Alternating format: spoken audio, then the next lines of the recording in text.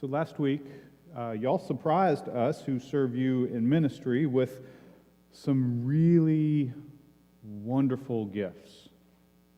You gave us the most amazing traveling communion kits that I have ever seen. The standard in these kits is a box that holds a little bottle for the wine or grape juice, space for a handful of the same cups that we use here on Sunday mornings, and some sort of little container for the chiclet-sized wafers that are often taken. Those are nice. What we do, and really this is the ministry of the elders of our church, we stock these traveling communion kits up so that we can visit with people who cannot be with us on a Sunday morning, on a regular basis, or perhaps because they are in the hospital. Our homebound members are on a rotation so that someone serves them communion once a month. And those are wonderful. What you gave to us last week, however, wow. They are actually miniature pottery pieces of a cup, a pitcher with a cork lid, and a plate. The technical terms that we use are chalice and paten. And they came with fancy padded camera cases for travel. They are truly beautiful. And I thank you all on behalf of Amanda, Chad, and myself. I've already relished the thought of bringing fresh bread with me in my set so that the next person I serve will be able to share communion in this way. If you must know, we who are serving in the ministry, we have something of a fascination with the stuff that goes along with it.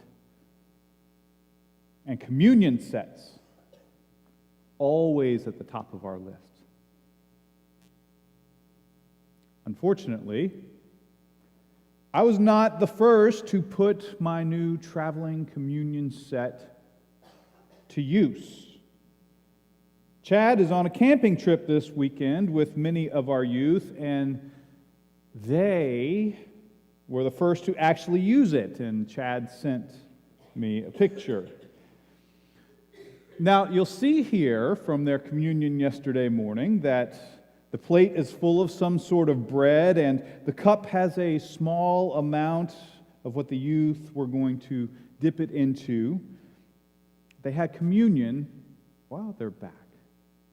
They had communion yesterday morning at breakfast, which is a wonderful way to start the day. What you cannot really tell from this picture, however, is that the bread they used are actually pieces of pancakes. And in the cup, it's syrup. Youth ministry, right? Is that really even communion? Pancakes and syrup? We have been talking about the table these past few weeks, celebrating it, thinking about what it means, how to partake of it, who is welcome here, and so on. The truth is, there are all kinds of different ways that we as Christians celebrate and observe the Lord's Supper. That's what it is, of course. It is in some way for all of us in any church. It is in some way a reenactment of Jesus' final meal with his disciples. The night that he was betrayed, the night before he was crucified. And when we participate in this meal, we say that we are participating in this meal with Jesus too. That he is our host. Today I want to explore some of what we as disciples of Christ believe about communion. We are a people fascinated with the table. What does it have in common with Christians everywhere? How is it different from some others? And is it compatible with the beliefs of others, since we quite simply invite anyone who is with us and seeking faith in Jesus to come and be a part of this meal with us?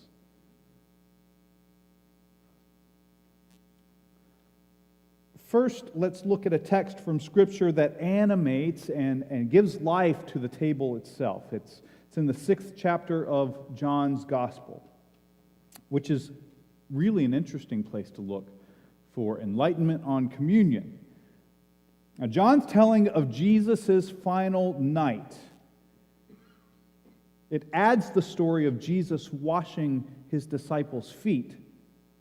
But unlike the other three Gospels, John does not include a version of those familiar words that we call the institution, where Jesus says something to the effect that this bread is my body broken for you, this cup is my blood shed for you. John mentions a meal, but he doesn't include those words. He seems more interested in the washing of the feet. John's gospel, however, is thoroughly oriented around communion, the whole book, so that he mentions bread over and over again. He tells the story of the feeding of the 5,000. It is actually the deepest table-oriented gospel that we have, even if he never said the words of institution. This is one example. Then they said to him, "What must we do to perform the works of God?" Jesus answered them, "This is the work of God, that you believe in him who he has sent."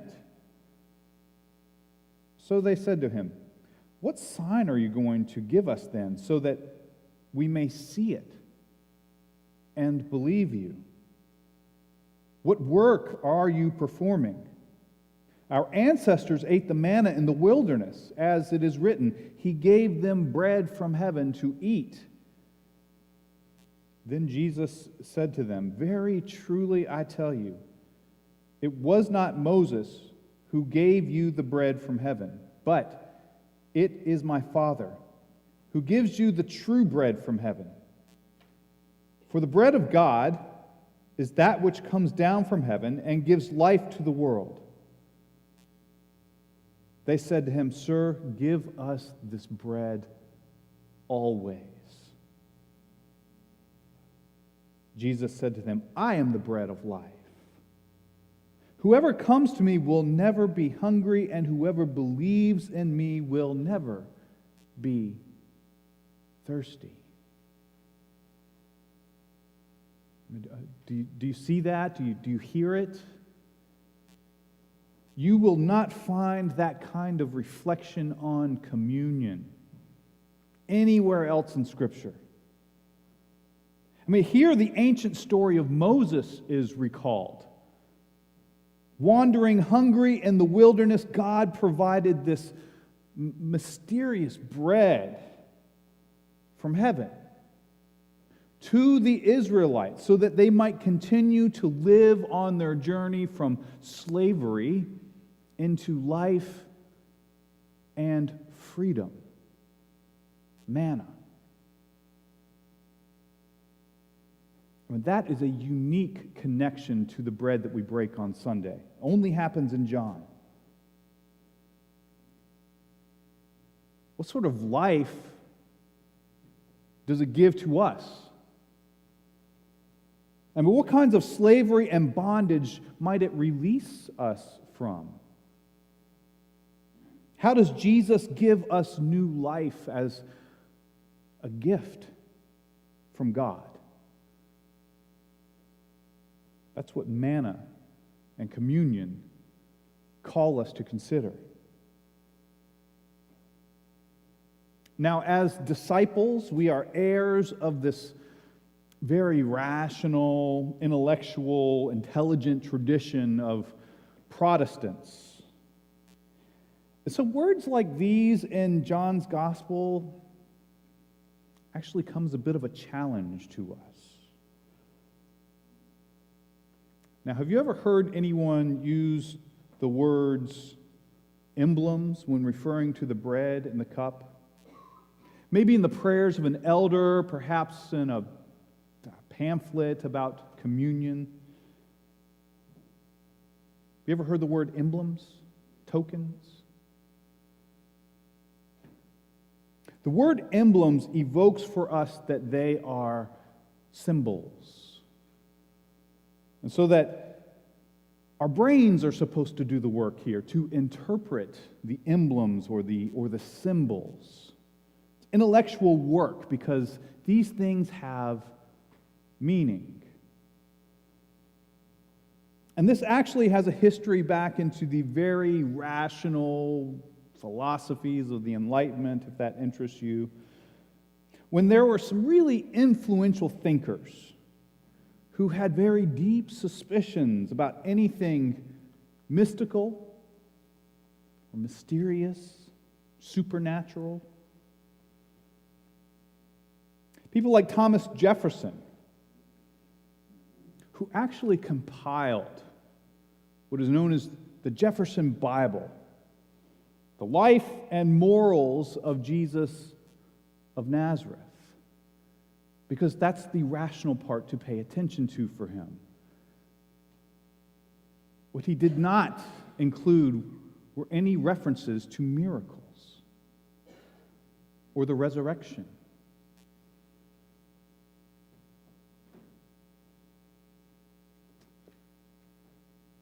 History question. Who knows?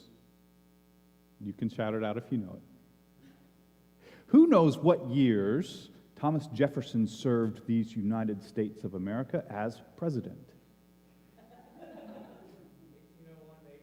Man, that's really amazing. Very good. Good for you, Danny. I'm impressed. 1801 to 1809.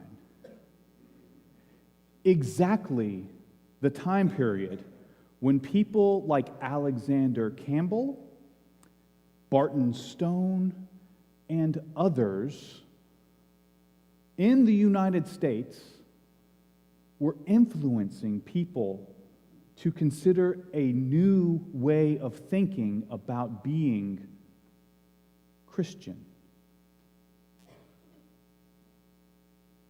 What I'm saying is that the roots of our very movement, churches known now as Disciples of Christ and other streams from that movement,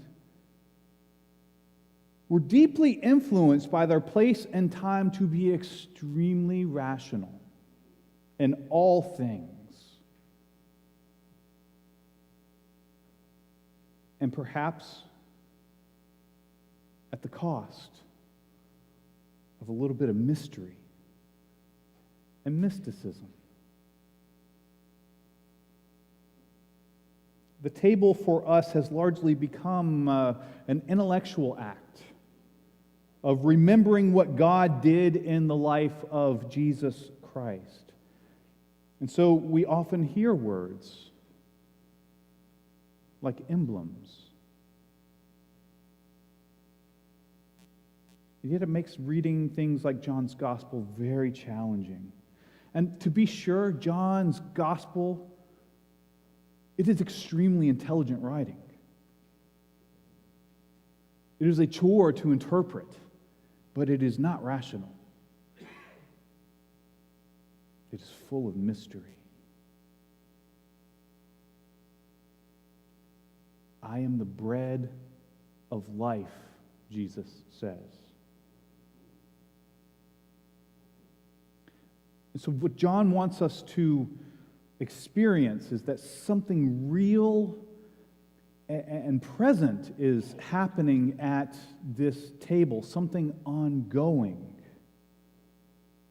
something mystical and beyond the limits of the human mind.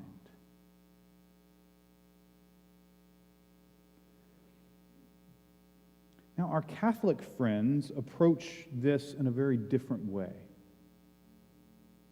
Now, officially, the central doctrine for Catholics is defined by the claim of, if you don't know this word, it's a new one, transubstantiation. My best understanding of this is that during the celebration of the Mass, as the priest speaks the words of institution, the bread and the wine are transformed into the actual substances of Jesus' flesh and blood, even while retaining their form, their feel, their taste of bread and wine. But communion for them is full of this wonderful mystery. The substances become Christ's true flesh and blood. Now, a friend of mine told me a couple of years ago that this was really extremely helpful to him in the midst of serious trials in his life. That he longed for the Mass because of the real presence of Christ that he understood in it. The Catholic doctrine was not formulated until the 11th and 12th centuries, but this understanding of the bread and the cup becoming Christ's actual flesh and blood dates back to the earliest years. To be fair, so have the criticisms against it. So, rather long-running conversation we have had. Now, we happen to be a church where Christians from all kinds of backgrounds find a very welcome place. And since we welcome everyone to the table, it really begs the question: if Catholic brothers or sisters worshiping with us should participate or not.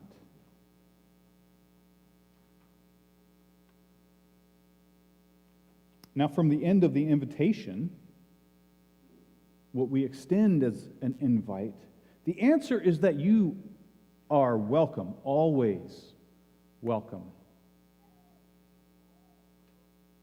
And there is no offense if you do not. On your end of the response, that is not as easy to navigate.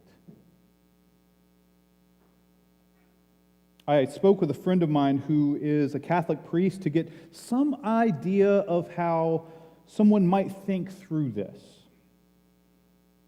And so he said, in general, Catholics are advised against it. But then he said, you're not talking about in general, are you? You're talking about people who worship in your church all the time. They're married into your church or something like that. He said, and what you believe about the table makes no claims like we do, that it is also a person consenting to the entire teachings of the church. He said, you're disciples. You don't even have official teachings.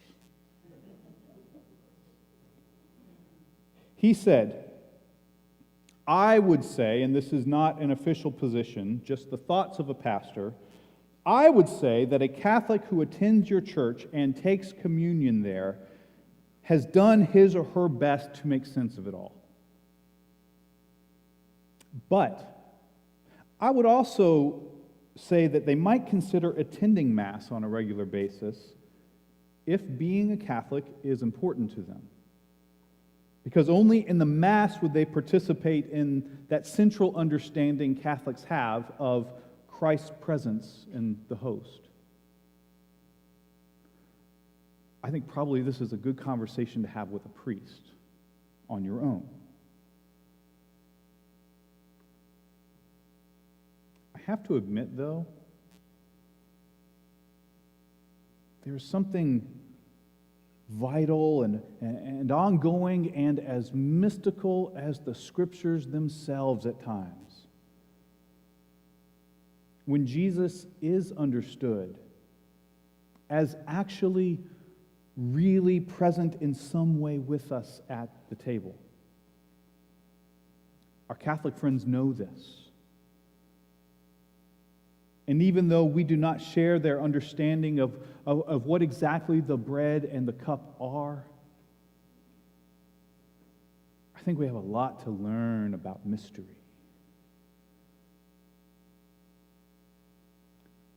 The great peril of Christianity is to relegate Jesus to history in first century Palestine. A man who once lived and died just like we all do. A man about whom there are great stories with insights into living a moral life.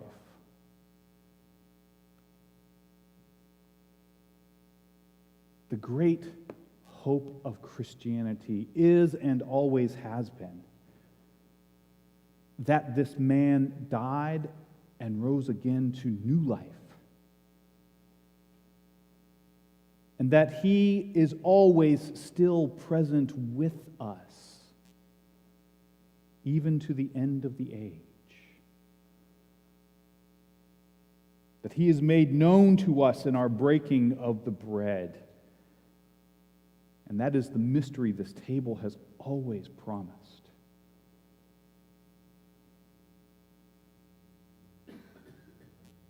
May you know that mystery. May you experience it in the bread and the cup. And may you remember.